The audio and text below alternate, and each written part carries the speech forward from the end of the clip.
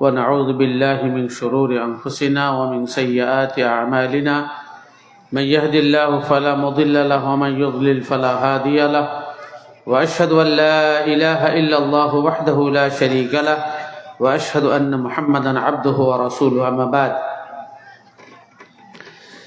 فإن خير الحديث كتاب الله وخير الهدي هدي محمد صلى الله عليه وآله وسلم وشر الأمور محدثاتها وكل محدثة بدعة وكل بدعة ضلالة وكل ضلالة في النار أعوذ بالله من الشيطان الرجيم بسم الله الرحمن الرحيم يا أيها الذين آمنوا اتقوا الله حق تقاته ولا تموتن إلا وأنتم مسلمون يا أيها الناس اتقوا ربكم الذي خلقكم من نفس واحدة وخلق منها زوجها وبث منهما رجالا كثيرا ونساء واتقوا الله الذي تساءلون به والأرحام إن الله كان عليكم رقيبا يا أيها الذين آمنوا اتقوا الله وقولوا قولا سديدا يصلح لكم أعمالكم ويغفر لكم ذنوبكم ومن يطع الله ورسوله فقد فاز فوزا عظيما أما بعد بسم الله الرحمن الرحيم ومن آياته أن خلق لكم من أنفسكم أزواجا لتسكنوا إليها وجعل بينكم مودة ورحمة إن في ذلك لآيات لقوم يتفكرون সম্মানিত সঞ্চালক, বিক্ষিপ্তভাবে সম্মুখে অবস্থানরত দিনপ্রেমী ভাই সকল ও পর্দার আড়ালে মা ও বোনেরা, আজকে জলসার ব্যবস্থাপক মণ্ডলীর পক্ষ থেকে আমাকে যে বিষয় নিয়ে আলোচনা করার জন্য অনুরোধ করা হয়েছে সেটা আপনাদেরকে প্রথমে আমি বলে দিই, আপনাদের নলেজে বিষয়টা নিয়ে আসি। সেটা হচ্ছে ইসলামী দৃষ্টিকোণ থেকে বিবাহের নিয়ম নীতি ইসলামী শরীয়তের আলোকে বিবাহের নিয়ম নীতি। প্রথমেই বলা রাখে ভালো যে আল্লাহ রাব্বুল আলামিন সারা পৃথিবীর বিস্তার ঘটানোর জন্য আল্লাহ রাব্বুল আলামিন নারী ও পুরুষের একত্রে বসবাস বা বৈবাহিক সম্পর্ক স্থাপন করা, এটা আল্লাহ রাব্বুল আলামিন আবশ্যক করে দিয়েছেন। রাসূল করিম সাল্লাল্লাহু আলাইহি ওয়াসাল্লাম পরিষ্কার ভাষায় বলছেন, আন-নিকাহু মিন সুন্নতি ফামান রাগিবা আন সুন্নতি ফালাইসা মিন্নি। বিবাহ করা হচ্ছে আমার নীতি, কোনো ব্যক্তি যদি আমার নীতি বিরুদ্ধ কাজ করে তা সে আমার দলভুক্ত নয়। তিন ব্যক্তি আল্লাহ রাসূল সাল্লাল্লাহু আলাইহি ওয়াসাল্লামের কাছে গিয়ে বাড়ির ভিতরে আল্লাহ রাসূল কি আমল করেন এটা জানতে চাইলে আয়েশা রাদিয়াল্লাহু তাআলা আনহা যে উত্তর দিয়েছিলেন তার মধ্যে অন্যতম ছিল বিবাহ করা। যে আল্লাহ রাসূল সাল্লাল্লাহু আলাইহি একাধিক স্ত্রী আছেন, তিনি সকলের কাছে সময় দেন, সদাচরণ করেন। তো এই তিন ব্যক্তির অন্যতম ব্যক্তি বলেছিলেন যে বিবাহ করব না, বিবাহ করলে ঝামেলায় জড়িয়ে পড়বো, ইবাদতে মন লাগবে না বা ইবাদতের সময় নষ্ট হবে, সুতরাং বিবাহ করব না। এই কথা শোনার প্রেক্ষিতে আল্লাহ রাসূল বলেছিলেন যে আন-নিকাহু মিন সুন্নতি ফামান রাগিবা আন সুন্নতি ফালাইসা মিন্নি। যে ব্যক্তি বিবাহ করবে না সে আমার দলভুক্ত নয়, কারণ এটা আমার নীতি। আল্লাহ তাআলা পৃথিবীতে যেটুকু শান্তি রেখেছেন সেটুকু স্বামী স্ত্রীর সম্পর্কের জন্যই। পৃথিবীতে এমন কোনো মানুষ নাই যে বৈবাহিক সম্পর্কে নিজেকে না জড়িয়ে শান্তিতে বসবাস করছে, কারণ শান্তির উৎস আল্লাহ রাব্বুল আলামিন নিজেই বলেছেন, আমিন আয়াতিহি আন খালাকা লাকুম মিন আনফুসিকুম আজওয়াজান লিতাসকুনু ইলাইহা। আমি যে তোমাদের রব, আমি তোমাদের যে সৃষ্টিকর্তা পালনকর্তা, তোমাদের মনের গহীন কোণে যে সমস্ত আশা আকাঙ্ক্ষা চাহিদা বাসনা আমি সৃষ্টি করেছি সে সম্পর্কে আমি ভালোভাবে জানি। সেজন্য তোমাদের জন্য অত্যন্ত জরুরি হচ্ছে তোমাদের জীবন সঙ্গিনী, তোমাদের সহধর্মিণী, তোমাদের স্ত্রী। সেজন্য এটা আমার পক্ষ থেকে একটা বড় নিদর্শন যে তোমাদের বিবিকে আমি সৃষ্টি করেছি লিতাসকুনু ইলাইহা, যাতে করে তোমরা শান্তিতে বসবাস করতে পারো। ইন্না ফি যালিকা লাআয়াতিন লিকাওমিন ইয়াতাফাক্কারুন। নিশ্চয় চিন্তাশীল ব্যক্তিদের জন্য এতে অনেক বেশি শিক্ষার বিষয় আছে। যে সমস্ত মানুষ বিবাহ করেননি বা যারা বাইরে গিয়ে রাজমিস্ত্রিগিরি করেন বা চাকরি করতে গিয়ে নিজে রান্না করেন, এটা যে কত হেডেক আর কতবার যে উঠতে হয় বসতে হয়, আপনি বুঝতেই পারছেন যে একটা সংসারের রান্না বান্না করতে গিয়ে মহিলাটাকে কত রকম পরিশ্রম করতে হয়। এরপরেও আপনি তরকারি রান্না করেন, আলু সালাদি ভাত খেয়ে এলেন, কোনো সময় সামান্য কিছু করেন, কে ঝামেলা করবে, কোনো রকম খাওয়া হলেই হলো। কিন্তু বাড়িতে আপনার জন্য কত রকমভাবে, কত রকম মেহনত করে, কত রকম পরিশ্রম করে, কত উপাদেয় খাবার, কত রকম আপনার সাহচর্য দান করে, কত রকম করে। একমাত্র শান্তির উৎস আল্লাহ রাসূল সাল্লাল্লাহু আলাইহি ওয়াসাল্লাম নিজে বলছেন যে আমার জন্য দুটি জিনিস আল্লাহ রাব্বুল আলামিনের পক্ষ থেকে প্রিয় করে দেওয়া হয়েছে। সেটা হচ্ছে তিনটি জিনিস, তার মধ্যে একটা হচ্ছে স্ত্রী। স্ত্রী হচ্ছে আমার কাছে সব থেকে প্রিয়। আল্লাহ তাআলা সুগন্ধ, স্ত্রী এবং নামাজ, এই তিনটি জিনিস আল্লাহ রাব্বুল আলামিন আমার কাছে প্রিয় করে দিয়েছেন। কিন্তু স্ত্রী ব্যতীত একটা মানুষের সাধনা গবেষণা সব ফেল। নজরুল ইসলাম বলেন, বিশ্বে যা কিছু সৃষ্টির সেরা চিরকল্যাণকর, অর্ধেক তার করিয়াছেন অর্ধেক তার নর। কথাটা বাস্তব। আল্লাহ রাব্বুল আলামিন, আল্লাহ রাসূল সাল্লাল্লাহু আলাইহি ওয়াসাল্লাম নিজে বলেন, ইজা তাযাওয়াজাল আবদু ইজা তাযাওয়াজাল আবদু ফাকাদ ইসতাকমালা ইসমাল ঈমান ফালইয়াত্তাকিল্লাহা ফিন নিসফিল বাকি। তোমাদের মধ্যে কোনো ব্যক্তি যখন বিবাহ করে নেয়, সে তখন অর্ধেক ঈমানকে পূর্ণ করে নেয়, অবশিষ্ট অর্ধেক ঈমানের জন্য তারা যেন আল্লাহকে ভয় করে। আল্লাহ রাসূল সাল্লাল্লাহু আলাইহি ওয়াসাল্লাম যুবকদেরকে সম্বোধন করে বলেছিলেন, ইয়া মাশারাশ শাবাব, হে যুবকের দল, যাদের যৌন শক্তি আছে এবং স্ত্রীর ভরণ পোষণের দায়িত্ব পালন করতে পারবে যে কোনোভাবে, এরকম কোন যোগ্যতা আছে, ফালিয়াতাযাওয়াজ, সে যেন বিবাহ করে। ফাইন্নাহু আগাযযু লিল বাসার, কারণ এর দ্বারা চক্ষু অবনত থাকবে, ওয়া আহসানুল লিল ফারাজ, এবং যৌনাঙ্গ কন্ট্রোলে থাকবে, নিয়ন্ত্রণে থাকবে, হেফাজতে থাকবে। ওমান লাম ইয়াস্তাতি, আর যদি কারোর ক্ষমতা না থাকে ভরণ পোষণ করার, সে যেন সিয়াম পালন করে, রোজা রাখে। ফাইন্নাহু লাহু বিজাউন, রোজা রাখলে, সিয়াম পালন করলে তার যৌনের মধ্যে দুর্বলতা আসবে, আল্লাহ রাসূল সাল্লাল্লাহু আলাইহি ওয়াসাল্লাম বলেছেন। সুতরাং বিবাহ একটা ইসলামী বিষয়। রাসূল কারীম সাল্লাল্লাহু আলাইহি ওয়াসাল্লাম এবং মহান আল্লাহ রাব্বুল আলামিন কোরআন মাজিদের ভিতরে মানুষকে উৎসাহিত করেছেন, বিবাহের ব্যাপারে অনেক বেশি উৎসাহিত করেছেন। রাসূল কারীম সাল্লাল্লাহু আলাইহি ওয়াসাল্লাম বলেছেন, আলাইকুন নাবিল আবকার ফাইন্নাহুন্না আযাব আফওয়াহান ওয়া আযাব আফওয়াহান ওয়া আনতাফু আরহামান ওয়া আরদা বিল ইয়াসির।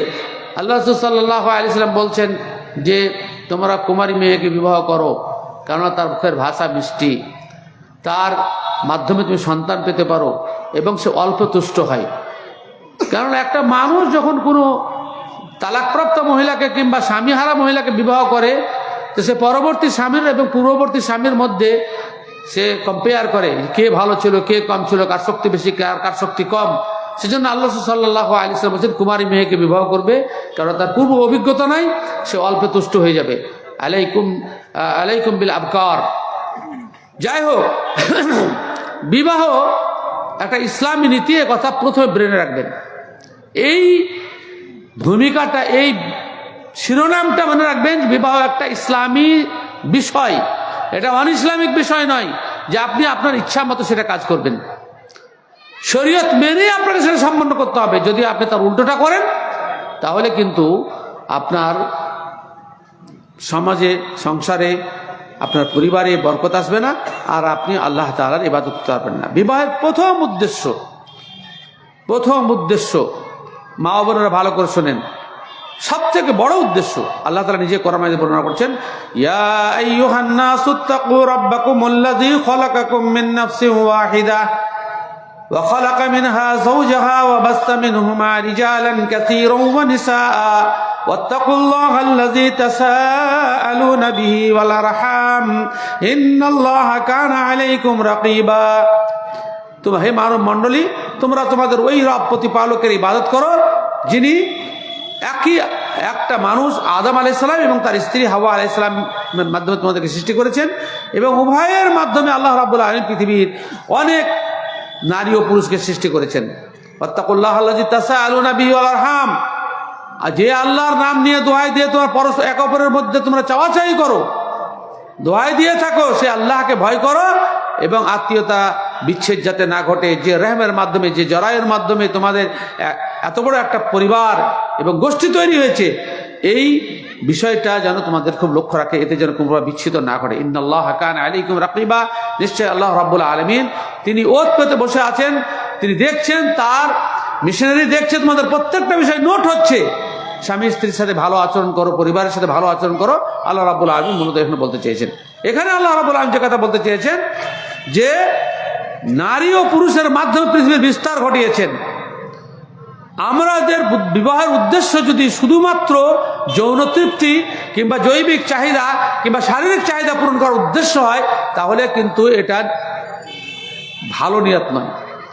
আমাদের নিয়ত থাকতে হবে যে আল্লাহ রাব্বুল আলামিন আমাদের মাধ্যমে পরবর্তী প্রজন্ম যারা জন্মগ্রহণ করবে তারা আল্লাহর ইবাদতকারী হবে। আমার সহযোগিতায়, আমার মাধ্যমে আল্লাহ রাব্বুল আলামিন পরবর্তীতে যে পৃথিবী চালু থাকবে, জারি থাকবে, তারা আল্লাহর ইবাদতকারী হবে। এই বিষয়ে আমাদেরকে লক্ষ্য রাখতে হবে। সেজন্য বিবাহের উদ্দেশ্য শুধু যৌন তৃপ্তি নয়, এটা তো আপনি পাবেনই, কিন্তু আসল লক্ষ্য হচ্ছে ভালো সন্তান লাভ, যে ব্যক্তি আল্লাহ তাআলার ইবাদত করবে। আল্লাহ রাসূল সাল্লাল্লাহু আলাইহি ওয়াসাল্লাম বলেছেন, মানুষ মারা গেলেই তার সমস্ত আমল বাতিল হয়ে যায়, কিন্তু 3 প্রকার আমল বাতিল হয় না, বন্ধ হয়ে যায় না। তার মধ্যে একটা হচ্ছে ওয়ালাদান সালিহান ইয়াদউ লাহু, সুসন্তান যে মা বাপের জন্য দোয়া করে। তাহলে বুঝতে পারা যাচ্ছে যে পরবর্তী সন্তান যে আল্লাহর ইবাদত করবে এবং যে আমাদের জন্য দোয়া করবে, এমন সন্তান উৎপাদন করা বা আমাদের মাধ্যমে পৃথিবীতে আসা, এটা যেন আমাদের মূল লক্ষ্য থাকে। আল্লাহ রাসূল সাল্লাল্লাহু আলাইহি ওয়াসাল্লাম পরিষ্কার ভাষায় বলেছেন, তাযাওয়াজুল ওয়াদুদ ওয়াল ওয়ালুদ ফাইন্নী মুকাসসিরুম বিকুমুল উমাম। যে মহিলা স্বামীকে অত্যাধিক ভালোবাসে এবং যে মেয়ের সন্তান বেশি হয়, মার সন্তান বেশি ছিল, নানির সন্তান বেশি ছিল, দাদির সন্তান বেশি ছিল, এই পূর্বপুরুষের রীতি অনুযায়ী যে মহিলার সন্তান বেশি হবে এমন মহিলাকে তুমি স্ত্রী হিসেবে নির্বাচন করো। ফাইন্নী মুকাসসিরুম বিকুমুল উমাম, কেননা পূর্বের সমস্ত উম্মতের তুলনায় আমার উম্মত বেশি হোক, আমি গর্ব করব কিয়ামতের দিন যে আল্লাহ আমার উম্মতের সংখ্যা বেশি। তাহলে আমাদের বিবাহের আসল মূল উদ্দেশ্য হচ্ছে পরবর্তী প্রজন্ম অত্যাধিক সংখ্যায় তারা আল্লাহর ইবাদতকারী হবে, আল্লাহকে অস্বীকারকারী হবে না। সেজন্য আমাদেরকে সেভাবেই প্রস্তুতি গ্রহণ করতে হবে। স্ত্রী সহবাসের আগে, বিবাহের পরে যে দোয়া আল্লাহ তাআলা শিখিয়েছেন, রব্বি হাবলি মিনাস সালিহিন, আল্লাহ তুমি সুসন্তান আমাদেরকে দান করো, সুসন্তান দান করো। রব্বানা ওয়াজআলনা মুসলিমাইন লাকা ওয়া মিন যুররিয়াতিনা উম্মাতান মুসলিমাতান লাক ওয়া আরিনা মানাসিকানা ওয়া তুব আলাইনা ইন্নাকা আনতাত তাওয়াবুর রাহিম। দোয়া করেছিলেন ইব্রাহিম আলাইহিস সালাতু ওয়াস তাসলিম, আদম আলাইহিস সালাতু ওয়াস তাসলিম, যে আল্লাহ আমাদের স্বামী স্ত্রীকে, ইব্রাহিম আলাইহিস সালাম দোয়া করেছেন, রব্বানা ওয়াজআলনা মুসলিমাইন লাকা, আমাদের স্বামী স্ত্রীকে তোমার অনুগত বানাও, ওয়া মিন যুররিয়াতিনা উম্মাতান মুসলিমাতান লাক, এবং আমাদের সন্তানাদির পরে উম্মাতে মুসলিমা যেন তৈরি হয়। বুঝতেই পাচ্ছেন যে বিবাহের উদ্দেশ্যটা কি?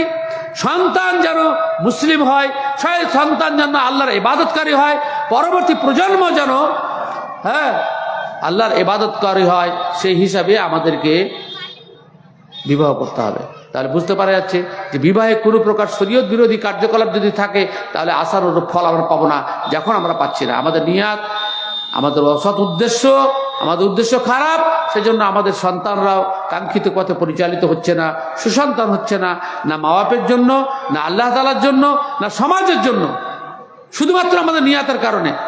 নিয়াত আমাদেরকে ঠিক করতে হবে। ভাই সকল, আমি প্রথমেই বলেছি একটা কথা ব্রেনে রাখবেন, যে বিবাহ হচ্ছে একটা ইসলামী বিষয়।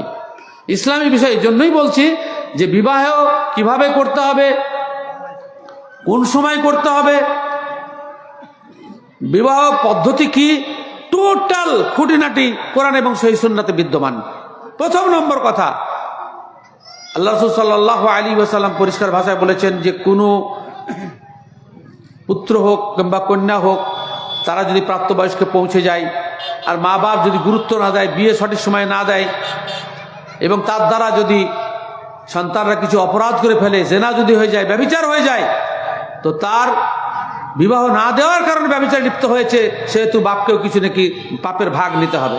ফাইসমু যালিকা আলা আবি, বাপকে নিতে হবে, বাপ মাকে নিতে হবে। প্রাপ্তবয়স্ক হওয়ার সাথে সাথেই আল্লাহ রাব্বুল আলামিন পরিষ্কারভাবে কোরআন মাজিদে নিচে বলেছেন, ওয়া আনকিহুল আয়ামা মিনকুম ওয়াস-সালিহিনা মিন ইবাদিকুম ওয়া ইমাইকুম ইয়াকুনু ফুকারা ইউগনিহিমুল্লাহু মিন সাআতি। তোমাদের মধ্যে যে সমস্ত পুরুষের স্ত্রী নাই, যে সমস্ত মহিলার স্বামী নেই, তাদের দ্রুত বিবাহ ব্যবস্থা করো। ইয়াকুনু ফুকারা, তাদের যদি অর্থের অভাব থাকে, ইউগনিহিমুল্লাহু মিন সাআতি, আল্লাহ রাব্বুল আলামিন নিজের অনুগ্রহে তাদের অভাবকে দূর করে দেবেন। তাহলে এই আয়াত দ্বারা স্পষ্ট বোঝা যাচ্ছে যে আল্লাহকে সন্তুষ্ট করার জন্য বিবাহ করলে দাম্পত্য জীবনে যে অর্থের প্রয়োজন, সংসার পরিচালনার জন্য যে অর্থের প্রয়োজন, আল্লাহ রাব্বুল আলামিন সেটা ব্যবস্থা করবেন। আল্লাহ নিজে বলছেন, ইয়াকুনু ফুকারা, তারা যদি ফকির হয়, অভাবী হয়, ইগনিহিমুল্লাহু মিন সাআতি, আল্লাহ নিজের অনুগ্রহে তাদেরকে গানি করে দেবেন, তাদেরকে তাদের অভাবকে দূর করে দেবেন। এই হাদিসটাও সাপোর্ট যে আল্লাহ রাসূল সাল্লাল্লাহু আলাইহি ওয়াসাল্লামের সাহাবী তার কাছে গিয়ে অভিযোগ করলেন যে আমার চরম অভাব। রাসূল আকরাম সাল্লাল্লাহু আলাইহি ওয়াসাল্লাম তাকে বিবাহ করার নির্দেশ দিলেন। দ্বিতীয় বিবাহ করার পরে আরো অভাব বেড়ে গেল। রাসূল আকরাম সাল্লাল্লাহু আলাইহি ওয়াসাল্লাম তৃতীয় বিবাহ করার আদেশ দিলেন, আর তারপরে সচ্ছলতা ফিরে আসলো। বিবাহের মাধ্যমে সচ্ছলতা কিভাবে ফিরে আসে তার ব্যাখ্যা খালি সংক্ষেপে কয়েক সেকেন্ডে, যে মানুষের যখন যেমন প্রয়োজন হবে, চাপ হবে, তখন সে মেহনত করবে, পরিশ্রম করবে। আর আল্লাহ তাআলা নিজেই বলছেন, ওয়াবতাগু মিন ফাযলিল্লাহ ওয়াজকুরুল্লাহ কাসীরান লাআল্লাকুম তুফলিহুন। আল্লাহর জমিনে কোথায় তোমার রিজিক আছে, তুমি পরিশ্রম করো, মেহনত করো এবং আল্লাহ তাআলাকে অত্যাধিক স্মরণ করো। আল্লাহ রাব্বুল আলামিন তোমার অভাবকে দূরীভূত করবেন। তাহলে বিবাহ দিতে বিলম্ব করা যাবে না। বিবাহ দেওয়ার বয়স আমাদের ভারত সরকার করেছে 18 বছর এবং 21 বছর। মেয়ের বয়স 18, ছেলের বয়স 21। আর এর আগে যা কিছু ঘটবে সরকার বলছে এটা বিনোদন, এটাতে কোনো অসুবিধা নাই। কিন্তু আপনি একজন মুসলিম হিসেবে আপনার করণীয় কি? আপনার করণীয় কি? বিশেষ করে মালদা জেলা, মুর্শিদাবাদ, গোটা পশ্চিমবাংলা, গোটা ভারত তো দূরের কথা, মালদা জেলার যুবকদের ব্যাপারটা, এরা খুব চাকরি লোভী মুর্শিদাবাদ তুলনায় অনেক বেশি। এখানকার আলেমরা খুব সরকারি চাকরি বেশি করে, মুর্শিদাবাদ তুলনায় অনেক বেশি। মুর্শিদাবাদে সামান্য 1% পাবেন কিনা আলেমদের মধ্যে চাকরি করা, কিন্তু এখানে মালদা জেলার আলেমরা খুব বেশি সরকারি চাকরির সাথে যুক্ত। মালদা জেলার লোকরাও সরকারি চাকরির সাথে যুক্ত। এরা বিবাহ করতে বিলম্ব করছেন, চাকরি পায় তবে বিলম্ব করবো, এটা শরীয়ত সম্মত নয়। অনেক বাপ ছেলের এখনো লেখাপড়া হয়নি, এখনো ডিগ্রি হয়নি, এটা শরীয়ত নয়। মেয়েদেরকে ওভাবে রাখছেন, তাদের যে একটা বয়সে গিয়ে তাদের যে একটা শারীরিক চাহিদা, সেটাকে আপনি নষ্ট করছেন। অনেক মেয়ের বন্ধাত্বের শিকার হচ্ছে শুধুমাত্র এটা কারণে, নিজের যৌন চাহিদা সঠিকভাবে ব্যবহার না হওয়ার কারণে এককালে গিয়ে যারা নিজের কার্যক্ষমতা হারিয়ে ফেলছে। এটা ভুল কথা এবং ক্যান্সারেরও শিকার হচ্ছে, মেলা রকম অসুখ শুরু হচ্ছে। আগেকালে তো এসব হতো না। আমরা শরীয়তের খেলাফ যখন কাজ করতে শুরু করেছি তখন আমাদের এই সমস্যা হয়েছে। যাই হোক, সরকার তার ব্রেন বুদ্ধি যা মনে যায় তারা তাই করে, কিন্তু এদের মধ্যে পাপ পুণ্যের ভেদাভেদ তো কিছু নেই। এরা তো স্কুলে যৌন সিলেবাস চালু করে কোন বয়সে কি করতে হয়, কিভাবে কি করতে হয়, এবং অনেক স্কুলে এমনকি আমাদের পার্শ্ববর্তী বাংলাদেশে অনেক পূর্বে একবার যাওয়ার সুযোগ হয়েছিল। এক কলেজের অধ্যাপক আমাকে নিজে বলছেন যে এমন কোনো মহিলা নেই, এমন কোনো স্কুলে ছাত্রী নেই যার বইয়ের ভিতরে কন্ডম ভরা নেই। আমি বলি, এটা কেন? বলছে মেয়েরা কন্ডম এজন্যই ভরে নিয়ে যায় বইয়ে, তার সাথে যদি ব্যভিচার করা হয় তাহলে পেটে যেন সন্তান না আসে, সেজন্য পূর্ব প্রস্তুতি হিসাবে তারা কন্ডম ব্যবহার করে। আমাদের দেশ তো তার থেকে অনেক বেশি ভয়ঙ্কর। এই সমস্ত খারাপ কাজগুলো হচ্ছে। বৈধ পথে আপনি নিজের স্ত্রীকে নিয়ে সংসার জীবনযাপন করবেন, আল্লাহ রাব্বুল আলামিন আপনার মুকদ্দরে যেটা রেখেছেন সেটাকে নিয়ে আপনি সে পালন করবেন, এই ভাবনা আমাদের নেই, না অভিভাবকদের নেই। কিন্তু দুঃখের কথা, আমরা যারা কোরআন এবং সহিহ সুন্নাহর অনুসারী, আমরা অন্যকে পথ দেখাবো কি? আমরা অন্যের পথে চলতে শুরু করেছি। সেজন্য আল্লাহ রাব্বুল আলামিন আমাদের উপরে আযাব ও গজব নাযিল করেছেন। আমাদের ভিতরে তাকওয়া, পরহেজগারি, সততা, সতীত্ব সব নষ্ট হতে শুরু করেছে। আমাদেরকে সতর্ক হতে হবে।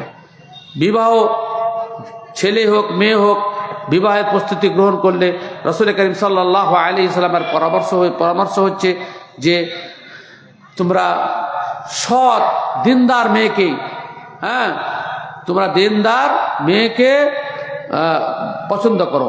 রাসূল আকরাম সাল্লাল্লাহু আলাইহি ওয়াসাল্লামের ভাষা হচ্ছে তুনকাহুল মারআতু লিআরবাইন লিমালিহা ওয়া লিহাসাবিহা ওয়া লিজামালিহা ওয়া লিদীনিহা ফাসফার বিযাতি দ্বীন তারিবাত ইয়াদাক। মহিলাদেরকে সচরাচর 4টি গুণ দেখে মানুষ চয়েস করে। কেউ সম্পদ দেখে, কেউ রূপ দেখে, কেউ বংশ দেখে, কেউ দিন দেখে। অনেক মানুষ আছে তার বংশের লোক খুব কম, বড় বংশের সাথে যুক্ত হলে তার লাঠি বেশি হবে, সেজন্য বড় বংশ খুঁজে। লোকজন যে বংশে আছে সেখানে খুঁজে। কোনো মানুষ আছে টাকা যার বেশি, কোনো মানুষ আছে যা হবে তা হোক, চামড়া সুন্দর কিনা, ঝকঝকা চামড়া হলে তাকে বিবাহ করবে। ও জ্বলুক, সারা জীবন জ্বলতে থাকবে, কিন্তু চামড়া সাদা ছাড়া বিবাহ করবেন। আল্লাহ রাসূল সাল্লাল্লাহু আলাইহি ওয়াসাল্লাম বলছেন যে অনেক মানুষ আছে দিনকে প্রাধান্য দেয়। সুতরাং আল্লাহ রাসূল বলছেন আমার পরামর্শ হচ্ছে ফাজফার বিযাতি দ্বীন, যে নারীর দিন আছে তাকে তুমি অগ্রাধিকার দাও। তারিবাত ইয়াদাক। ওমর রাদিয়াল্লাহু তাআলা আনহুর সম্পর্কে এবং সাহাবীদের সম্পর্কে শুনছিলেন। ওমর রাদিয়াল্লাহু তাআলা আনহুর পুত্র আসিমের বিবাহ সম্পর্কে ইতিহাসের পাতায় স্বর্ণাক্ষরে লেখা আছে যে ওমর রাদিয়াল্লাহু তাআলা আনহু রাতে ছদ্মবেশে গরিব প্রজাদের অবস্থা নির্ণয়ের জন্য ঘুরে ফিরে বেড়াচ্ছেন। এক বাড়ি থেকে এক মহিলার কণ্ঠস্বর ভেসে উঠছে, মা ও মেয়ের কণ্ঠস্বর ভেসে উঠছে। মা বলছে মেয়েকে যে দুধে তাড়াতাড়ি পানি মিশিয়ে দে, ওমর যাতে না জানতে পারে, দুধে পানি মিশিয়ে দে। মেয়ে বলছে তুমি জানো না আমিরুল মুমিনিন ওমর নিষেধ করেছেন দুধে পানি মিশানো যাবে না। মা বলছে যে ওমর কি এখানে বসে আছে, অথচ ওমর রাদিয়াল্লাহু দরজায় শুনছেন। তখন মেয়ে বলেছিলেন যে ওমর আমিরুল মুমিনিন না থাকলেও আল্লাহ তাআলা তো দেখছেন। এই কথাটাই ওমর রাদিয়াল্লাহু তাআলা পছন্দ হয়ে গেল। তিনি দরজায় ডাক দিয়ে দিলেন এবং বাড়িতে এসে বললেন যে একটা খুব দিনদার আল্লাহ ভীরু মহিলার সংবাদ পেয়েছি, কে তোমরা বিয়ে করতে চাও? তো ওমরের পুত্র আসিম বললেন যে আমি বিবাহ করতে চাই। সেই রাতে গিয়ে বিবাহ হয়ে গেল এবং পরবর্তীতে উম্মে আসিমের একটা কন্যা জন্ম, উম্মে আসিম, তার মেয়ের পেট থেকে ওমর ইবনে আব্দুল আজিজ রাহিমাহুল্লাহ জন্ম। ইতিহাস বিখ্যাত ব্যক্তিত্ব ওমর ইবনে আব্দুল আজিজ জন্ম, যার 18টা পুত্র সম্পর্কে বিস্তারিত ঘটনা, ওদিকে গেলে আমার বক্তব্য লাইন লম্বা হয়ে যাবে। আমার কথা হচ্ছে যে যদি আপনি জমি ঠিক না সংগ্রহ করতে পারেন, ফসল কোনোদিন ভালো হবে না। দিনদার মহিলা যদি না হয়, তাহলে আপনি যতই দামি বীজ বপন করেন না কেন, যতই দোয়া পড়েন না কেন, আপনার সেই মহিলার দ্বারা ভালো সন্তান জন্মগ্রহণ করতে পারে না। সেজন্য রাসূল কারীম সাল্লাল্লাহু আলাইহি ওয়াসাল্লাম পরিষ্কার ভাষায় বলছেন ফাজফার বিযাতি দ্বীন তারিবাত ইয়াদাক। অভিভাবকদেরকে, মেয়ের অভিভাবকদেরকে বলছেন আল্লাহ রাসূল সাল্লাল্লাহু আলাইহি ওয়াসাল্লাম, ইযা খাতাবা আহাদুকুম মান তারদাউনা দীনাহু ওয়া খুলুকাহু ফাযাওবিজুহু ইল্লা তাফআলুহু তাকুন ফিল আরদি ফিতনাতুন ওয়া ফাসাদুন আরিজ। কোনো একজন দিনদার ব্যক্তি যদি তোমার মেয়েরকে পয়গাম পাঠায়, তাহলে তার সাথে তোমার মেয়ের বিবাহ দিয়ে দাও। যদি সেটা না করো, পৃথিবীতে বৃহত্তর ফিতনা ফাসাদের সৃষ্টি হবে।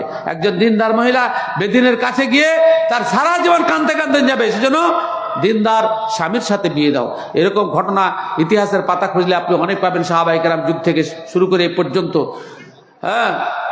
সাঈদ ইবনুল মুসাইয়্যিবের নিজের মেয়ের বিবাহ সম্পর্কে আপনারা অনেক জেনেছেন যে সাঈদ ইবনুল মুসাইয়্যিবের মেয়ের বিবাহের জন্য খলিফা আব্দুল মালিক বিন মারওয়ান তার পুত্র ওয়ালিদের জন্য, যে মুসলিম জাহানে অবিভক্ত মুসলিম জাহানের বাদশা, আফ্রিকা থেকে শুরু করে পাকিস্তানের সিন্ধুনাথ পর্যন্ত গোটা এত বড় সাম্রাজ্যের মালিক খলিফা আব্দুল মালিক বিন মারওয়ান আর তার যুবরাজ তার পুত্র ওয়ালিদের বিবাহের জন্য সাঈদ ইবনুল মুসাইয়্যিবের বিটির কাছে পয়গাম পাঠালেন।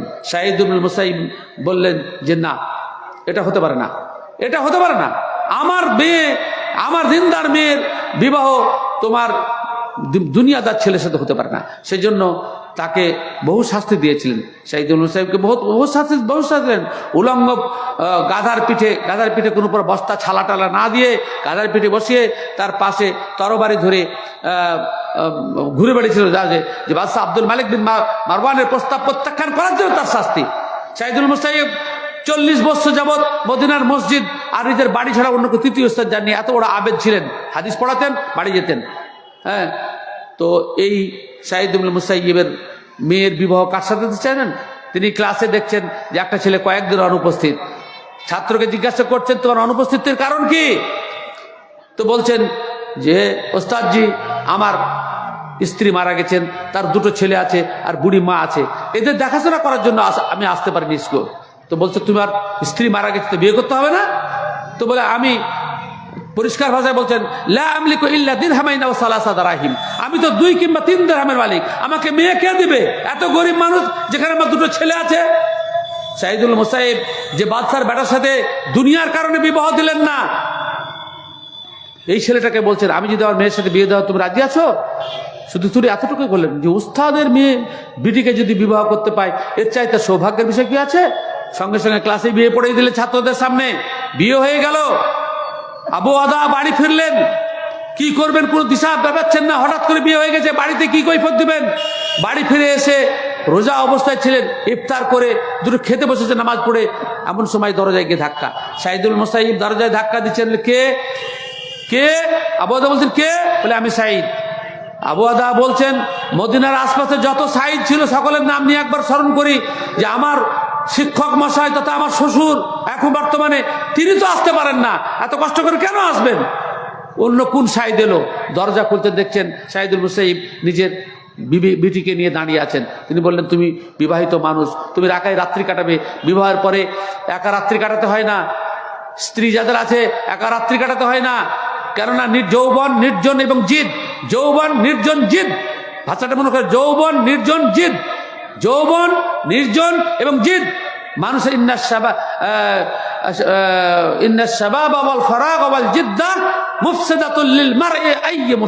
কবি বলছেন যৌবন নির্জন জিদ মানুষের জন্য অত্যন্ত ক্ষতিকর।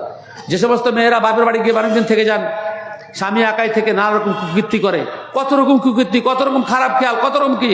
সেজন্য সাইদুল মুসাইব বলছেন তুমি বিবাহ করেছো আর একা রাত কাটাবে, এটা আমার অপছন্দ, এই তো আর বউকে নিয়ে এসছি। বাড়িতে রেখে দিলেন, বাড়িতে দিয়ে গেলেন। তিনি দেখলেন যে আমার গ্রামের লোক কেউ বিবাহের খবরই জানে না। তিনি তাড়াতাড়ি রাতের বেলাতে বাড়ির সে দেশের নিয়ম অনুযায়ী ছাদে উঠে গেলেন, উঠে সবকে বললেন যে আজকে ক্লাসে আমার ওস্তাদ সাইদুল মুসাইব তার মেয়ের সাথে আমার বিবাহ দিয়েছে, তোমরা সাক্ষী থাকো। সকালবেলা তার মা বললে অতক্ষণ পর্যন্ত বউর কাছে যাবি না যতক্ষণ পর্যন্ত আমি সাজিয়ে গুছিয়ে না দিই, বাড়িকে একটু না সাজাই। তারপরে যা হোক, যাওয়ার সময় সাইদুল মুসাইব বলে গেলেন যে তুমি তোমার 1 মাস ছুটি থাকলো, যেহেতু নতুন বিয়ে করেছো ক্লাসে 1 মাস আসতে হবে না। 1 মাস পরে যখন ক্লাসে গেলেন, প্রথম প্রশ্ন কাইফা ওয়াজাদতা তাহলাক, বিবিকে কেমন পেয়েছো, বিবিকে কেমন পেয়েছো? তখন বলছেন যে মহিলারা যে এত সুন্দরী হয় এটা আমার ধারণাতেও ছিল না। মহিলারা যদি এত জ্ঞানী হয়, হাদিস যেহেতু বড় আলেমের মেয়ে, মহিলারা যে এত জ্ঞানী হয় আমার এত জানা ছিল না। তারপরেও সাইদুল মুসাইব বলেছিলেন ইন রাবাকা শাইয়ুন ফালা আসা, আমার মেয়ে যদি কোনো কাজে তোমার ইচ্ছা বিরুদ্ধ শরীয়ত বিরুদ্ধ কোনো কাজ করে তা আমি আগ্রহ বলে রাখলাম ডান্ডা দিয়ে পিটবে।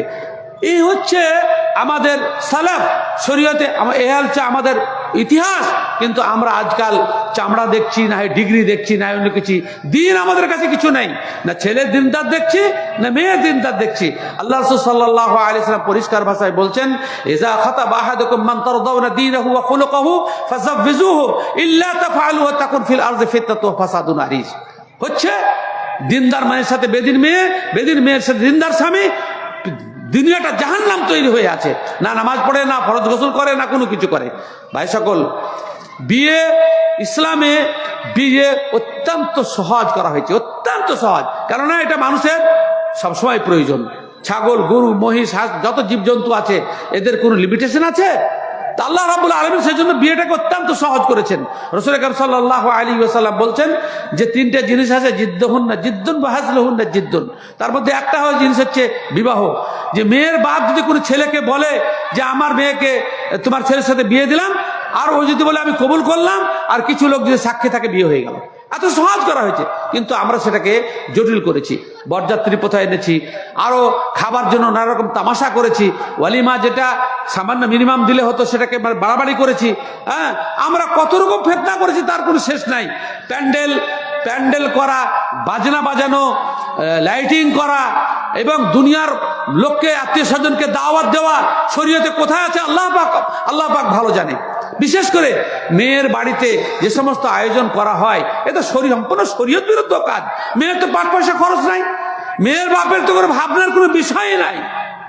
কিন্তু আমাদের পাশে যে সমস্ত অমুসলিম আছে যারা সম্পত্তির ভাগ দেয় না, আমরা দিত না, এখন আইন করেও ভাগ পাই না। আমাদের শরীয়তে মেয়েদের জন্য একটা নির্দিষ্ট অংশ, ফারায়েজে নির্দিষ্ট অংশ রাখা হয়েছে।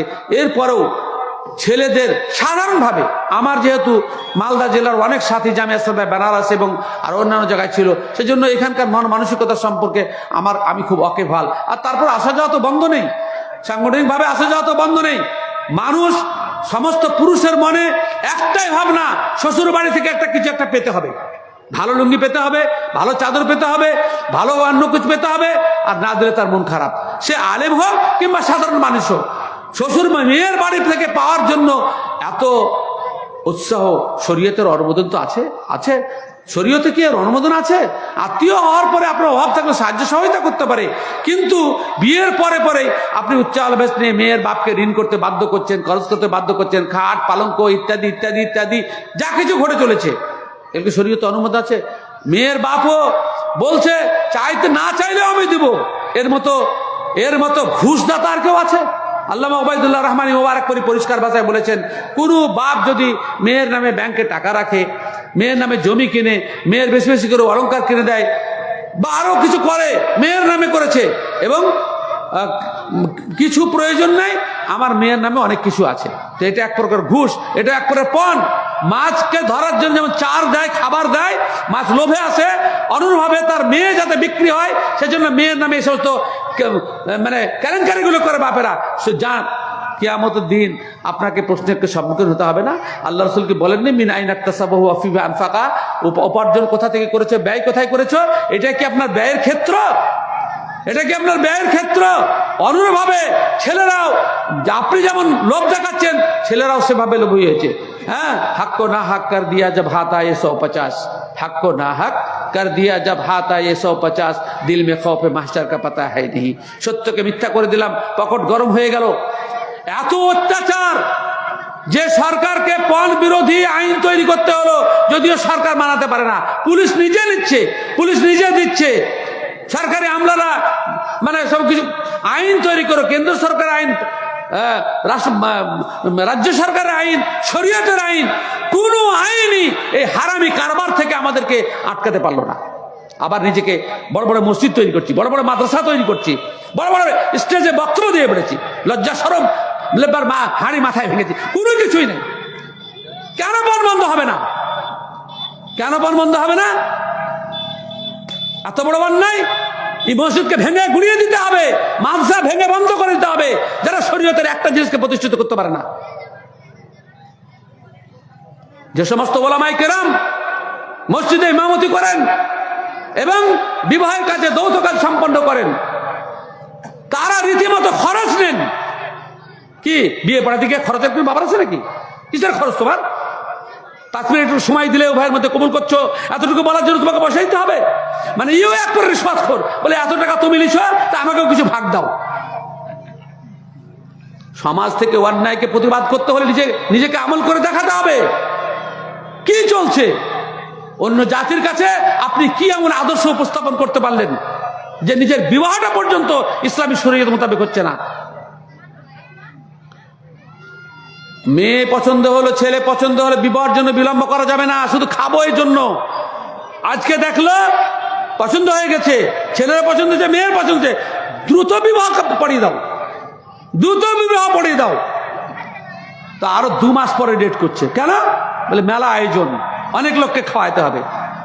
হ্যাঁ, এটা শরীয়তে আছে?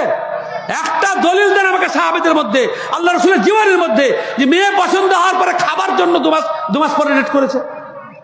এদের যে কি কিয়ামত চলছে তুমি তো বুঝতে পারছো না? তোমার তো বউ আছে, মা বাবার বউ আছে, তো বড় ভাইয়ের বউ আছে, ওর যে কি অবস্থা হয়েছে, ও 2 মাস পরে ডেট দিছে। যেমন পছন্দ হলো সঙ্গে সঙ্গে বিয়ে ব্যবস্থা করতে হবে, সঙ্গে সঙ্গে বিবাহ ব্যবস্থা করতে হবে। সকাল হলে সন্ধ্যা যেন না হয়, সন্ধ্যা যেন হলে সকাল যেন না হয়। রাসূল আকরাম সাল্লাল্লাহু আলাইহি ওয়াসাল্লাম বলছেন যে 3টি কাজ তাড়াতাড়ি করবে, 3টি কাজ তাড়াতাড়ি করবে। কেউ মারা গেলে জানাজা তাড়াতাড়ি দাফন করবে, এটা তো আমরা বিলম্ব করছি। আর ছেলে মেয়ে যুবক যুবতী হয়ে গেলে তাড়াতাড়ি বিবাহের ব্যবস্থা করবে। আর নামাজের টাইম হলে দ্রুত নামাজ পড়বে। 3টি কাজে দেরি। আমাদের নামাজও ঢিলা। জোহরের টাইম হচ্ছে 11:30টায়, আর পড়ছি 12:30টায়। মানে আল্লাহ রাসূল যেখানে দেরি করতে বলে মানা করেছে, সেখানে আমরা দেরি করি, সেখানে আমরা দেরি করি, আমাদের কোনো মাথা ব্যথা নাই। আল্লাহ রাসূল 3টি কাজ দ্রুত করতে বলেছেন, সে 3টি কাজে আমরা বিলম্ব করি সব কিছুতেই। এসব কাজ করা উচিত নয়। ছেলে মেয়ে পছন্দ হয়ে গেলে শুধুমাত্র একটাই শর্ত, শুধুমাত্র একটাই শর্ত, সেটা হচ্ছে মোহর। এছাড়া কোনো শর্ত চলবে না। আল্লাহ রাসূল সাল্লাল্লাহু আলাইহি ওয়াসাল্লাম বলছেন, ইন্না হাক্কা শুরুত আল্লাতী ইস্তাওফুহা বিমাস্তাহলালতুম বিহিল ফুরুজ। সবথেকে গুরুত্বপূর্ণ শর্ত যেটাকে তোমরা পূর্ণ করতে হবে সেটা হচ্ছে স্ত্রীর যৌনাঙ্গকে যে জিনিসের বিনিময়ে তুমি হালাল করেছো। ওয়া উহিল্লা লাকুম মা ওয়ারাআ যালিকুম আন তাবতাগু বিআমওয়ালিকুম গায়রা মুসাফিহিন ওয়ালা মুত্তাখিযি আখদান। আল্লাহ রাসূল আল্লাহ তাআলা বলছেন যে সমস্ত 8 প্রকার মহিলা তোমাদেরকে স্থায়ী অস্থায়ীভাবে হারাম করা হয়েছে, এছাড়া অন্য মহিলাকে বিবাহ করতে পারো, শর্ত একটাই, আনতাবতাগু বিআমওয়ালিকুম, নিজের মাল খরচ করে। মুহসিনিন, বিবাহের মাধ্যমে মাল খরচ করো, গায়রা মুসাফিহিন, ব্যভিচারের মাধ্যমে নয়। কিন্তু দুঃখের বিষয়, আমাদের দেশে বেশ্যাখানা অনেক, গোপন পাড়াতে, প্রতিবেশীতে, বাজারে, ছোট বাজারে, বড় বাজারে, সব জায়গাতে বেশ্যাখানা আছে। যতবার যাই বেশ্যাখানায় টাকা লাগে, আর স্ত্রী সারা জীবন যাচ্ছে, ওর মোহর নাই। বেশ্যাখানায় যবার ঢুকে তবার টাকা দেয়, আর অন্য কাজ তো করে না। আরে সারা জীবন এর সেবা করছে, একে ব্যবহার করছে, আর এর উল্লেখযোগ্য মোহর নাই। মোহর দিতে হবে আপনার ক্ষমতা অনুযায়ী। লিয়ুনফিক যু সাআতিন মিন সাআতিহি, আল্লাহ তাআলা বলছেন প্রত্যেক ব্যক্তি ক্ষমতা অনুযায়ী যেন খরচ করে। 5,000, 10,000, 200 টাকা, 500 টাকা, এককালে তো 30 টাকা 40 টাকাও মোহর ছিল। 200 টাকা 500 টাকা এখনো আলাদিদের মধ্যে অনেকের মোহর আছে।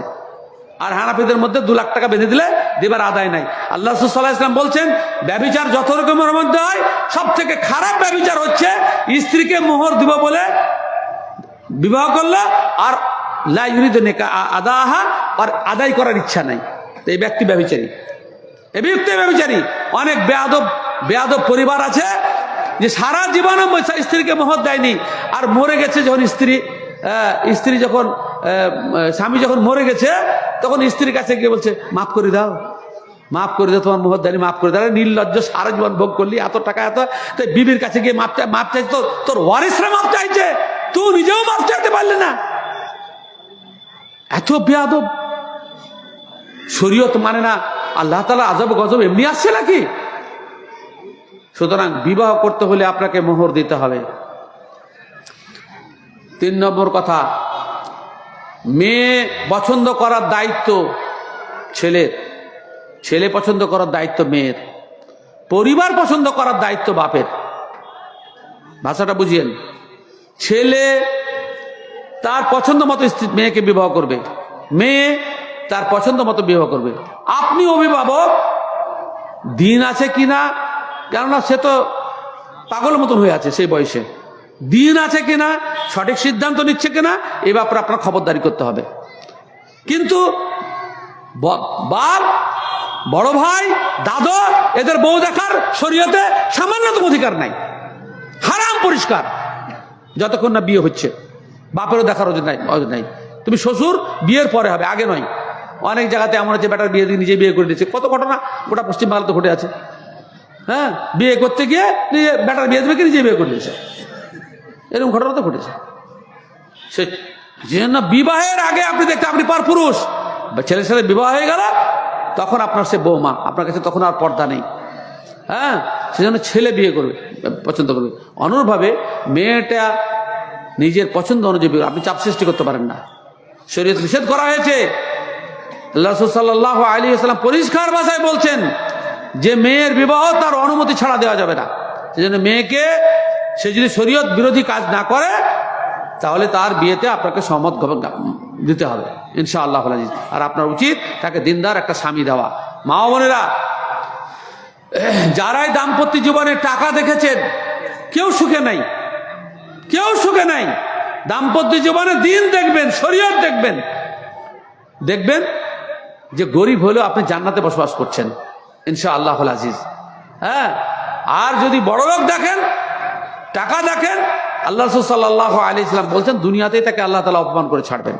আর যে চামড়া দেখেন, তা তো আপনি এই এলাকা, এটা কি হরিশ্চন্দ্রপুর থানা পড়ছে? হরিশ্চন্দ্রপুর থানা একবার সার্ভে করেন, যে সমস্ত লোকের বউ সুন্দরী আছে তারা কতটা সুখে আছে, আর যাদের বউ অসুন্দরী তারা কতটা দুঃখে আছে। ওদের বাড়িতে সুন্দরী বউ আছে বটে, কিন্তু ওটা কি বলবো, আলাদা বিছানাতে সব অধিকাংশ লোক। সুন্দরী বউদের এত জ্বালা। अल्लाह जब हुस्न देता है नज़ाकत आ ही जाती है, जब चार आंखें एक होती है तो मोहब्बत हो ही जाती है। और সুন্দরী বউদের বেশিরভাগ ইল্লা মাশাআল্লাহ দিনদার আছে অনেক, হ্যাঁ, সুন্দরী বউদের একটা আশায় যে আমাকে কেউ দেখুক, নাহলে আমার সৌন্দর্যের দাম কি থাকলো। এরা পর্দায় থাকে না বেশিরভাগ। এ বড় ফিতনা। পাত্র পাত্রী ঠিক হয়ে গেল, বিয়ে পড়ানোর জন্য সুন্নতি মোতাবেক মোহরের শর্ত আপনি চিহ্নিত করলেন। মোহরের যদি ঠিকঠাক হয় মোহর নির্ধারণ করবেন, সেটা মেয়ের পক্ষ থেকে হবে, ছেলের পক্ষ থেকে নয়। মেয়েকে অবশ্যই লক্ষ্য রাখতে হবে যে আমি যে মোহর দাবি করছি সেই মোহরটা ছেলের দেওয়ার ক্ষমতা আছে কি না। কেননা আল্লাহ রাসূল সাল্লাল্লাহু আলাইহি ওয়াসাল্লাম পরিষ্কার ভাষায় বলছেন যে মোহরে তোমরা সীমালঙ্ঘন করিও না। আর একটা হাদিস আছে আফজালুন নিকাহে বারাকাতান আইসারহু মাওনাতান, যে বিবাহে কম খরচ হয় সে বিবাহে বেশি বরকতপূর্ণ। সেজন্য বাহুল্য খরচ যেন বিবাহে না হয়, বাহুল্য মোহর যেন না চাওয়া হয়, এবং ক্ষমতার কম যেন না দেওয়া হয়। ক্ষমতার কম এখনকার মোহর যাদের ক্ষমতা আছে অন্তত পক্ষে লক্ষাধিক টাকা হওয়া উচিত, 1 লক্ষ টাকার কমে মোহর হওয়া উচিত নয়। শোয়েব আলাইহিস সালামের বিটির সাথে মুসা আলাইহিস সালাম বিবাহ করলেন, 10 বছর গোলামি করেছেন। 10 বছরের 500 টাকা করে ডেলি ধরেন, কত টাকা হয়? 10 বছরের ডেলি 500 টাকা যদি হয়, কত টাকা মজুরি হয়? মুসা আলাইহিস সালাম সেই কাল আদায় করেছেন 10 বছর গরু ছাগল চড়িয়েছেন। কোরআনে তার বর্ণনা এসেছে মোহর হিসাবে বিটির। সুতরাং আমরা এই বিষয়ে লক্ষ্য রাখবো। মোহর বিয়ের বরযাত্রী, বিয়ের যে বরযাত্রী আমাদের দেশে আছে, একদম 100% শরীয়ত বিরুদ্ধ কাজ, হারাম পরিষ্কার। বরযাত্রী বলে কোনো কিছু নেই। ছেলেটার সাথে 2-1 জন গেল সহযোগী হিসাবে, এটা ঠিক আছে। যদি লজ্জা করে যেতে 2-1 জন গেল, বাপ গেল বা আর কেউ গেল, 2-1 জন গেল, তবে খালাস, এতে কোনো অসুবিধা নেই। আর সেই মানুষটা বাপের বাড়ি মেয়ের বাড়ি গেলে তাকে খাওয়াতেও পারে। কিন্তু আমাদের দেশে ছেলের পক্ষ থেকে যে বরযাত্রী যায় অমুসলিমদের মতো, এটা টোটালটাই হারাম, টোটালটাই হারাম। আলহামদুলিল্লাহ 20 বছর বয়স, আমার যখন 20 বছর, এখন 66 বছর বয়স চলছে আমার। 20 বছর বয়স থেকে পণের গন্ধ আছে কিংবা বরযাত্রীর গন্ধ আছে আব্দুল্লাহ সালাফি সেই বিবাদে অংশগ্রহণ করেনি 20 বছর বয়স থেকে, অর্থাৎ পুরো 46 বছর থেকে বেঁচে আছি। আমি সদ্য 1 বছর আমার ছেলে, 2 ছেলের বিয়ে একই দিনে দিয়েছি, কোনো বরযাত্রী ছিল না, স্বামী স্ত্রী ছাড়া তৃতীয় কোনো ব্যক্তি ছিল না। হ্যাঁ, সুতরাং বিয়েটাকে শরীয়ত মোতাবেক দেন। মেয়েকে নিয়ে আসার পরে মেয়ের সাথে একজন করে আরেকজন মহিলা যায়, এটা করবেন না। যুবতী মেয়ে তাকে একাই পাঠিয়ে দেন, তাকে স্বাধীনতা দিন, ইনশাআল্লাহ আজিজ কোনো সমস্যা হবে না। মেয়ের সাথে বরযাত্রীর সাথে কিছু মহিলা বরযাত্রী যায়, এ এক বড় ফিতনা। এই সমস্ত টোটালটা বন্ধ করতে হবে। বিবাহটাকে অনাড়ম্বর করেন। একটা এখানে মাদ্রাসা প্রতিষ্ঠিত হয়েছে, কি অবস্থা অর্থের অভাবে সেটা দেখতে পাচ্ছেন, অথচ মুসলমানদের টাকা শুধু ফালতু। রাসূল আকরাম সাল্লাল্লাহু আলাইহি ওয়াসাল্লাম বলেছেন, মা মালা ইবনু আদম বিয়ান শাররাম মিন বাতনিহি, একজন মানুষ পেটের মতো জঘন্যতম পাত্র আর পূরণ করে না। মেলা রকম পাত্র পূরণ করে, তার মধ্যে যে পেট পূরণ করে সেটা জঘন্যতম পাত্র, শুধু খাওয়ার জন্য, একদিনে খাওয়ার জন্য, খাওয়ানোর জন্য। এই ডাকাতের দল, আমি এদেরকে লুটপাটি বলি, লুটপাটি, পরের বাড়ি লুট করতে গেছে, হ্যাঁ, কারণ জোর করে গেছে, মেয়ের বাপ তো চায় না। তো এই ধরনের থেকে আমাদেরকে বিরত থাকতে হবে। মেয়েকে বাড়ি নিয়ে আসার পরে ছেলের দায়িত্ব হচ্ছে তাকে পর্দার মধ্যে রাখা। আমি ঘরে বলছিলাম যে এতগুলি মাদ্রাসা শরীয়ত মোতাবেক পর্দা প্রতিষ্ঠিত হলো না, না আলেমদের ঘরে না সাধারণের ঘরে। বোরকা পরাটা পর্দা নয়, এটা মনে করে রাখবেন। বোরকা পরাটা পর্দা নয়, পর্দার এটা একটা অংশ। পারিবারিক পর্দাই হচ্ছে আসল পর্দা। চাচাতো ভাই, খালাতো ভাই, মামাতো ভাই, ফুফাতো ভাই, ভগ্নিপতি, হ্যাঁ, এই যে যারা সমস্ত আছে, নিজস্ব ভাই ছাড়া বাকি যত ভাই, যত রকমের ভাই আছে, এদের সাথে পর্দা করতে হবে। হ্যাঁ, আমরা এসব কিছু বুঝি না। চাচি, মামি, হ্যাঁ, এদের সাথে পর্দা করতে হবে, আমরা এসব কিছু বুঝি না। আমাদের শরীয়তি পর্দা মোটেই নেই। যাত্রার বাড়িতে আমরা ঢুকি আর বের হই। বিবাহ করতে হলে সব থেকে বেশি গুরুত্বপূর্ণ জিনিস স্বামীর জন্য যে তার স্ত্রীকে সে পর্দা করতে হবে, স্ত্রীকে পর্দা করতে হবে। শুধু বিয়ে করলেই হবে না, হ্যাঁ, কোনো ব্যক্তি যদি পর্দা না করে, বিবিকে যদি মানে খায়রাতি ভান্ডার করে দেয়, সবাইকে দেখতে দেয়। আল্লাহ রাসূল সাল্লাল্লাহু আলাইহি সাল্লামের কাছে দাইয়ুস সম্পর্কে জিজ্ঞাসা, দাইয়ুস কে? আল্লাহ রাসূল জবাব বলেছিলেন, আর-রাজুলুল্লাযী লা ইউবালি মান দাখালা আলা আহলিহি। ওই ব্যক্তি দাইয়ুস যে জান্নাতে যাবে না, যার স্ত্রীর নিকটে পরপুরুষের আনাগোনাকে সে দূষণীয় মনে করে না, খারাপ মনে করে না, সে হচ্ছে দাইয়ুস। বিবাহ করলেই হবে না, বিবাহ করার আগে আপনি ঘর ঠিক করুন, পর্দার সাথে রাখার ব্যবস্থা করুন। দাম্পত্য জীবনে আমাদেরকে আর একটা ভাবনা আমাদের ব্রেন থেকে আউট করতে হবে। বিবাহের পর ছেলে মেয়েদেরকে পৃথক থাকারই ব্যবস্থা করতে হবে। কিছুদিন থাকলো, আলাদা ফ্যামিলি করে দেন, আলাদা ফ্যামিলি দেন। অনেক মা বাপ ভাবে যে আমার ছেলে মেয়ে আমার কাছ থেকে পৃথক হয়ে গেল। না, দাম্পত্য জীবনে সুখের জন্য পৃথক বাড়ি অবশ্যই দরকার, পৃথক পরিবার অবশ্যই দরকার। আমরা কিন্তু এটা একবার শরীয়তের খেলাফ কাজ করছি। এক বাড়িতে 4টা ভাই 4টা বউ ঢুকছে বেরোচ্ছে, কোনো প্রকার রেস্ট্রিকশন নাই। পর্দা এটা করা যাবে না। সৌদি আরবের শর্ত হচ্ছে পৃথক গাড়ি পৃথক বাড়ি, তবেই বিয়ে করতে হবে। হ্যাঁ, আর যদি তা না করতে পারে তো সরকারের জাকাতের ফান্ডে আবেদন করবে যে আমি বিয়ে করতে চাই, আমার কোনো টাকা নেই, সরকার সাহায্য করবে। সুতরাং পৃথক হয়ে যাওয়া এটা শরীরের দিক থেকে দূষণীয় নয়। পৃথক সংসার করবে আর সেখান থেকে মা বাপের প্রতি লক্ষ্য রাখবে। কেননা ভাই ভাই পর্দা করা এটা অত্যন্ত জরুরি, ভাই ভাবি পর্দা করা অত্যন্ত জরুরি। সুতরাং বিয়ে করতে গেলে এই পূর্ব যে সমস্ত জিনিসগুলো আপনাকে বললাম আপনাকে ব্রেনে রাখতে হবে। প্রথম নাম্বার আমি কথা বলেছি যে বিয়ে বয়স যুবক যৌবনে চলে আসলো, মেয়েদের মেন্স আসা, ছেলেদের বীর্যপাত ঘটা ইত্যাদি বয়স হলেই তাদেরকে বিয়ের ব্যবস্থা করতে হবে। বিয়ের পরে পড়া বিয়ের অন্তরায় নয়। বিয়ে করলে পড়া হবে না, এটা ফালতু কথা, দুষ্ট ছেলেদের সমস্ত কথা বলে। পড়া আপনি ফ্রি থাকলেও করতে পারবেন না যদি পড়ার ইচ্ছা না থাকে। আমরা বিয়ে করেই পড়াশোনা করেছি, আলহামদুলিল্লাহ, কোনো সমস্যা নেই। হ্যাঁ, বরং মেন্টাল স্টেবিলিটি এবং ঠিক থাকে। হ্যাঁ, যে আমার স্ত্রী আছে, আলহামদুলিল্লাহ, আমি যে কোনো সময় অবসরে বাড়ি গিয়ে আমি আবার ফিরে আসতে পারবো। সুতরাং এটা বাধা নয়। আমরা এ বিষয়ে সজাগ দেব। আমরা বিবাহ করার সময় দিনকে প্রাধান্য দিব, ছেলে হোক এবং মেয়ে হোক। আমরা বিবাহ করার সময় আমাদের ক্ষমতা অনুযায়ী আমরা মোহর প্রদান করব। আমরা বিবাহ করার সময় আমরা উভয়কে পছন্দ করবো, যেমন শরীয়তে হাদিসে নিষেধ আছে যে ছেলে মেয়ে উভয় পছন্দ করবে। আমরা বিবাহ করার সময় কোনো প্রকার বরযাত্রী নিয়ে যাব না, কন্যা যাত্রী বলে কোনো কথা নেই। আত্মীয়তা হয়ে গেল, তখন কুটুম আসবে, যাবে, বেড়াতে যাবে, এতে কোনো সমস্যা নেই।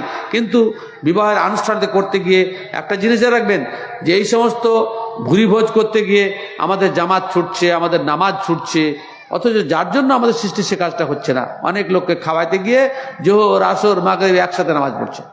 ইয়াসুদ্দুন আন যিকরিল্লাহি ওয়া আনিস সালাতি ফাহাল আনতুম মুনতাহুন। যে জিনিস সালাত থেকে, আল্লাহ জিকির থেকে বাধা প্রদান করে, তো তার থেকে আমাদেরকে বিরত থাকতে নিষেধ করেছে আল্লাহ তাআলা। হ্যাঁ, বিয়ের পরে পর্দার মধ্যে রাখা এ সম্পর্কে অনেক বক্তব্য আছে।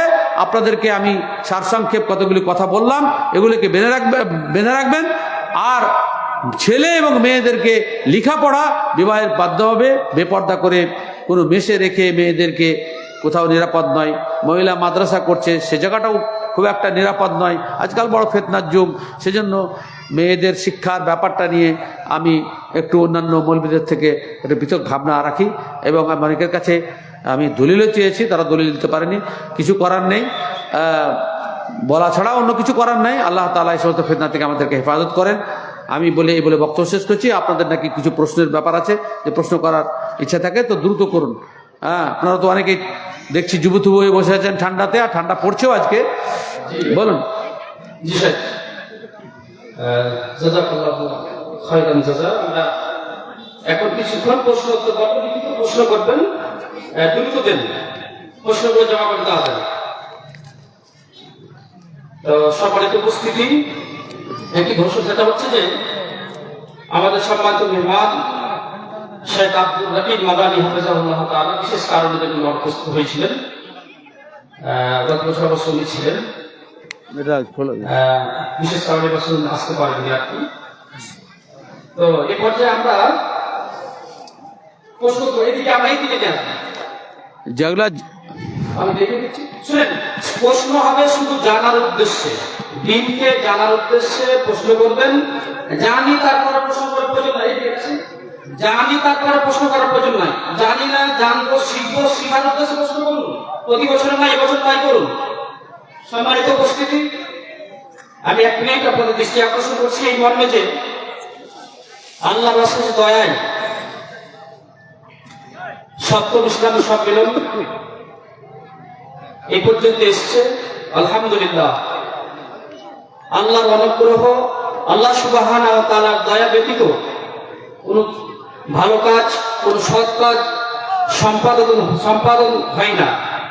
খৈরিহি ওয়া শাররিহি মিনাল্লাহি তাআলা। ভালো কাজ শুধু আল্লাহ যাদের প্রতি অনুগ্রহ করেন তারাই করতে পারে, যার মাধ্যমে আল্লাহ যা যতটুকু চান আল্লাহ সেই খিদমতটুকু নিয়ে থাকেন। সম্মানিত উপস্থিতি, ইসলামী সম্মেলনের লক্ষ্য এবং উদ্দেশ্য, আমাদের কাছে অনেক প্রস্তাব এসেছিল যে মাদ্রাসার জন্য একটা ব্যবসা করেন, কিছু উন্নতি হবে, এইভাবে আমরা কোনোদিন নেইনি, মাথায় নেই আলহামদুলিল্লাহ, এবং ভবিষ্যতে হবে না ইনশাআল্লাহ। এবং সবচেয়ে সফলতা হচ্ছে এটা যে আজকে এই একটা চলা স্রোত যে চলছে, একটা জলসা হলে একটা দোকান থাকতে হবে, কিছু বোঝ হবে, কিছু কার্ড বিতরণ হবে, আর কার্ডের যে কত বিতরণ হচ্ছে তার সীমা পরিসীমা নাই।